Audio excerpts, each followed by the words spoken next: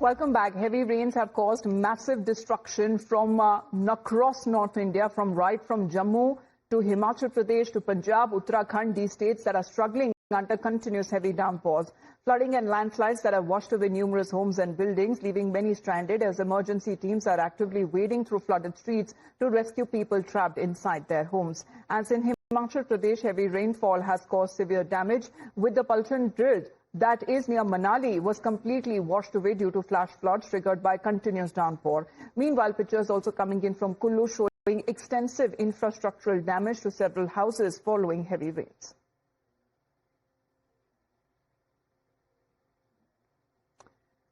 But when we speak of the other areas as well, the Indian Air Force has ramped up flood relief and rescue operations in the northern part of the country, worst hit being Jammu and Punjab regions, with the Mi-17 and Chinook helicopters that have completed over 50 sorties to evacuate stranded civilians, along with Indian Army and Border Security Force personnel are accessing those flooded areas to rescue the people. Now, additionally, C-130 transport aircraft that are also being used quickly to deploy specialized NDRF teams to the affected zones in aiding relief efforts.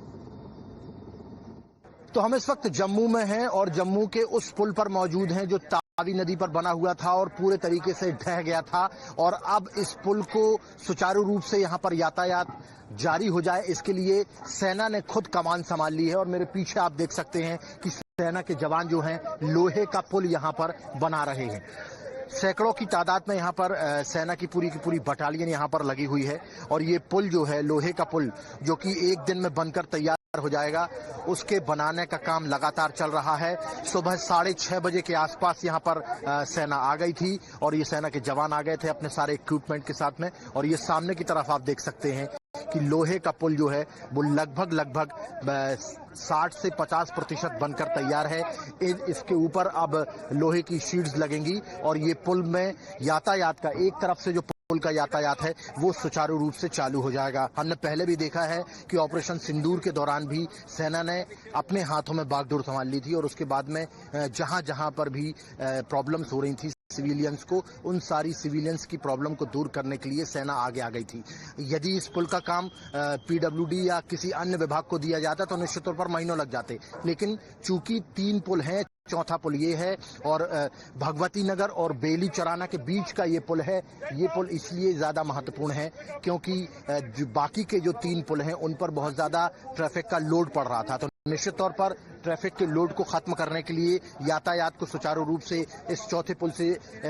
चालू करने के लिए बहुत जरूरी था कि यहाँ पर तुरंत पुल बनाया जाए। और देखिए आर्मी ने किस तरीके से यहाँ पर जो है इस तरीके की गाटर, देखिए इस तरीके की गाटर का इस्तेमाल किया जाता है लोहे का पुल बनाने के लिए। ये सारे के सारे सामान को लेकर सुबह 6 बजे के आसपास यहाँ पर आर्मी आ गई थी और उसके बाद में लगातार जो है आर्मी का काम चालू हो गया था। और देखिए अभी इस वक्त लगभग 1 से 1:30 से 2 बज रहा है अभी, और 2 बजे के आसपास आप देख सकते हैं कि लगभग 60% से ज्यादा पुल जो है वो बनकर तैयार हो गया है। आर्मी के जवान आपको यहाँ पर नजर आ जाएंगे। धीरे धीरे करके ये पुल जब पूरा बन जाएगा इसको नीचे की तरफ शिफ्ट कर दिया जाएगा और उसके ऊपर जो लोहे की गाटरों के ऊपर जो है लोहे की शीट्स वो बिछा दी जाएंगी और उसके बाद में पुल का यातायात शुरू हो जाएगा। यहाँ पर जो स्थिति बनी हुई थी जिसके कारण ये पुल बनाया जा रहा है, यहाँ पर देखिए जब तावी नदी अपने पूरे ताव में थी, अपने प्रचंड वेग में थी, तो किस तरीके से उसने यहाँ पर तबाही मचाई है, ये तबाही का मंजर आप देख सकते हैं।